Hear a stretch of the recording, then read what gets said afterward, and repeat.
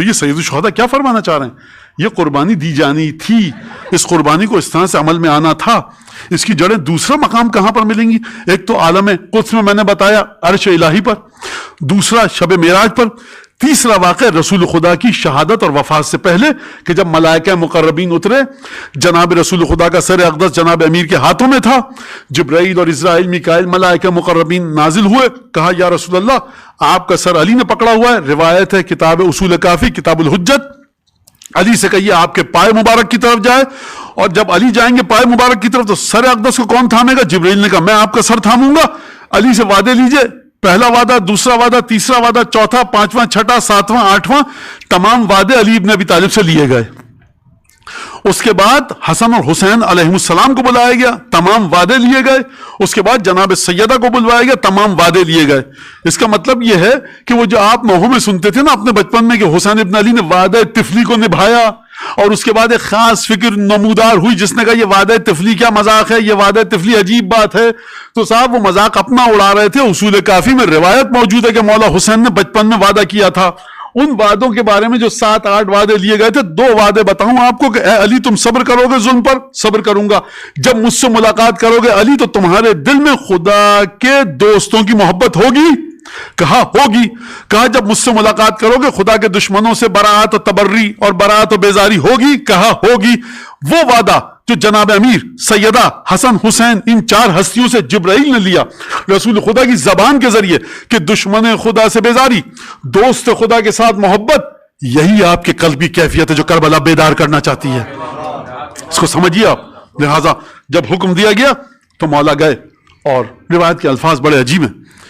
رسول خدا کی قبر مطہر کے پاس گئے، فلم یزل راکعن او ساجدن او قائمن او داعین، پوری رات رسول خدا کی قبر مطہر کے پاس گزاری.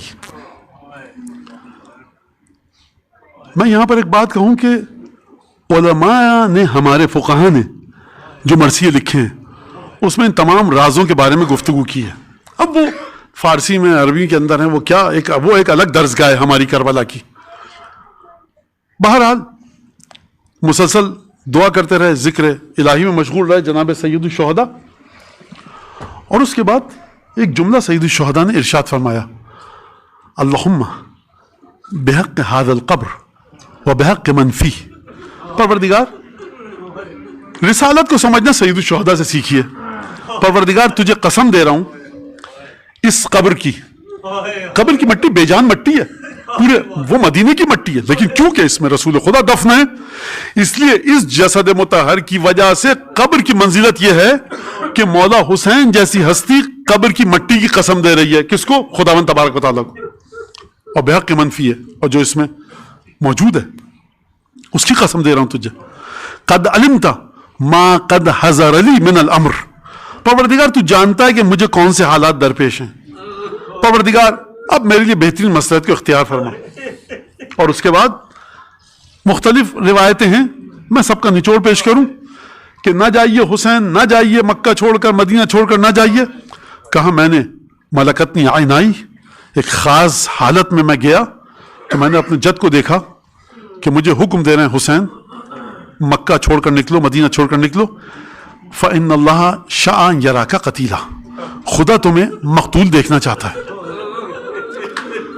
کہنے والوں نے کہا کہ اے ابا عبداللہ، رسول کی بیٹیوں بہووں کو تو نہ لے کر جائیے. کہا کہ رسول نے اس کے بعد یہ فرمایا تھا فإن اللہ شاء ان یراہن سبایا، خدا ان کو قیدی دیکھنا چاہتا ہے.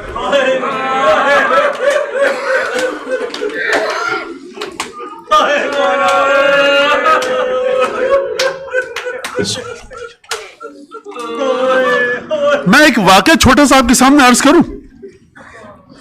ذرا چلیے، رسول خدا ہجرت فرمائی، مدینے پہنچے، خط لکھ کر بھیجا اپنے قاصد کے ذریعے علی کو دینا. جناب امیر نے خط کھولا، اور اس کے بعد جب خط کھولا تو اس خط میں لکھا تھا کہ 3 ہستیاں جن کے نام فاطمہ ہیں اور ام ایمن کی بیٹی، ان چاروں کو لے کر میرے ساتھ میرے پاس تم پہنچو ہجرت کر کے مدینے. جناب امیر نکلے. رسول خدا کا جو قاصد آیا تھا اس نے ان بیویوں کے اونٹوں اور ناکوں کو تیز ہکانا شروع کیا. جناب امیر مجھے لگتا ہے ایک دفعہ پلٹے, کہا کہ ارفق بہن. دیکھیے بخدا ہم کیا مولا حسین کے خون کی معرفت رکھ پائیں گے. یہ جو ان بیویوں نے گرمی کی تکلیفیں صحیح نہ, 3 برس کی بچی ہے, سورج کی تپش ہے. جب اس شخص نے جو رسول خدا کا قاصد تھا اونٹوں کو تیز ہکانا شروع کیا تو جناب امیر نے کہا ذرا آرام سے چلاؤ, یہ خواتین ہیں, یہ کمزور ہے بیچاریاں. اچھا اماریاں موجود تھیں, ہودج موجود تھا, کھانے پینے کا سامان موجود تھا, 18 بھائیوں کے لاشیں نہیں تھے سامنے. جناب امیر نے کیا فرمایا کہ اتنی تیزی سے مت چلاؤ, جب اونٹ لمبے لمبے قدم لیں گے ناقے تو ان کو تکلیف ہوگی. مکے سے مدینہ کتنے دن میں پہنچتا ہے انسان؟ 1 ہفتے میں, 5 دن میں. لیکن یہ بیبیاں جو 27 اور 28 رجب کو گھر سے نکلی تو اس کے بعد ان کا سفر کب ختم ہوا؟ 40 کے بعد جب یہ مدینہ آئے. کتنی اذیتیں جھیلی, کتنی تکلیفیں اٹھائیں. جب سب سے زیادہ مسئلہ کیا ہوتا ہے خواتین کا. ایک عالم نے ایک روایت کو نقل کیا ہے کہ جناب سید الشہداء قرآن شریف کی تلاوت فرما رہے تھے. اس دخلت علیہ زینب, بہن آئی تو مولا نے قرآن کو بند کر کے ایک مناسب جگہ پر رکھا. وقام اجلالا لہا, بی بی کے احترام میں پورے قد سے کھڑے ہو گئے. اب آپ مجھے یہ بتائیے کہ اگر میر انیس اس واقعے کو دیکھ کر, فرزند پیمبر کا مدینے سے سفر ہے, درپیش ہے وہ غم کے جہاں زیر و زبر ہے, سادات کی بستی کے اجڑنے کی خبر ہے. یہ جو آپ جملہ سنتی ہیں نا علماء سے کہ سیدہ کا گھر ایسا اجڑا کہ پھر کبھی آباد نہ ہو سکا, اس کو مغالطہ مت سمجھیے. گلو صفت غنچہ کمر بستہ کھڑے ہیں, سب ایک جگہ صورت گلدستہ کھڑے ہیں. اس کا مطلب سمجھے آپ؟ جب آپ زری کو دیکھتے ہیں, مولا کی زری کو چھوڑیے, علم پر پردہ پڑا ہو, شب عاشور آئی, پردہ ہٹایا گیا, کیا رواج ہے ہمارا؟ ہم سب کھڑے ہو کر جھک کے سلام کرتے ہیں. یہ علم کہاں, وجود مبارک سید الشہداء کہاں, یہ علم کہاں, بی بی زینب کا وجود کہاں؟ مجھے بتائیے کہ جب سید الشہداء آج کی رات بیت الشرف سے باہر نکلے ہوں گے تو قاسم بھی ہوں گے, عباس بھی ہوں گے, اکبر بھی ہوں گے, تمام بنی ہاشم کے جوانان موجود ہوں گے. کیوں؟ کیونکہ فرزند رسول خدا تشریف لا رہے ہیں. اور جب فرزند رسول خدا باہر آئے ہوں گے اس کے بعد جو بی بی آئی ہوگی جس کو آپ ثانی زہرا کہتے ہیں, تو کیا آپ یہ سمجھتے ہیں کہ ناکا لے آؤ بی بی خود سے بیٹھ جائیں؟ نہیں, انیس نے اپنی معرفت کے حساب سے مرقع کھینچا. انیس نے زبان حال بتایا کہ کس طرح سے. فرمایا پہنچی جو ہی ناقے کے قریب دختر حیدر, خود ہاتھ پکڑنے کو بڑھے سبتے پیغمبر. علی کی بیٹی ناقے کی طرف آ رہی ہے, کوئی بھائی نہ آئے, بیٹا نہ آئے, بھانجا نہ آئے, راکب دوش رسول زینب کا ہاتھ پکڑے گا. پہنچی جو ہی ناقے کے قریب دختر حیدر, خود ہاتھ پکڑنے کو بڑھے سبتے پیغمبر. فضات ہی سنبھالے ہوئے خود گوشہ چادر. محمل کا پردہ کون اٹھائے؟ تھے پردے محمل کو اٹھائے علی اکبر. جب ماں محمل میں بیٹھ رہی ہے تو یہ جعفر طیار کے نواسے کہاں پر ہیں؟ انیس نے جواب دیا, فرزند کمر بستہ چپر راس کھڑے تھے, اور محمد کہاں پر تھے؟ دائیں بائیں کھڑے تھے.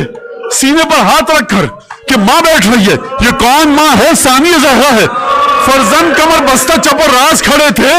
اب انیس نے دیکھا کہ ایک بڑی اہم شخصیت کہ جس پر زینب کو بڑا اعتماد تھا, اہل حرم کو بڑا اعتماد تھا, میں کہوں اہل حرم کو اعتماد تھا, حسین کو اعتماد تھا, علی کو اعتماد تھا, ام البنین کا چاند فرزند کمر بستہ چپ اور راز کھڑے تھے.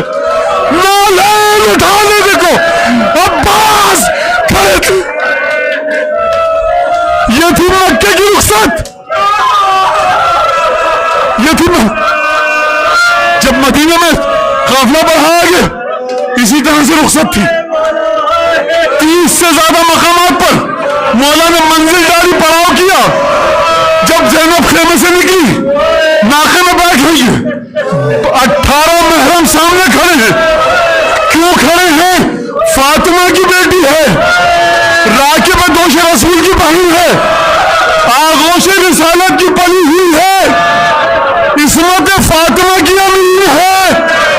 میں کہوں گا سلام کروں گا اپنی بیوی کو, بیوی جب 11 محرم کی صبح قتل گاہ سے رخصت ہوئی تب عباس یاد آئے ہوں گے, اکبر یاد آئے ہوں گے, اور بیوی کا اس وقت کیا حال ہوگا؟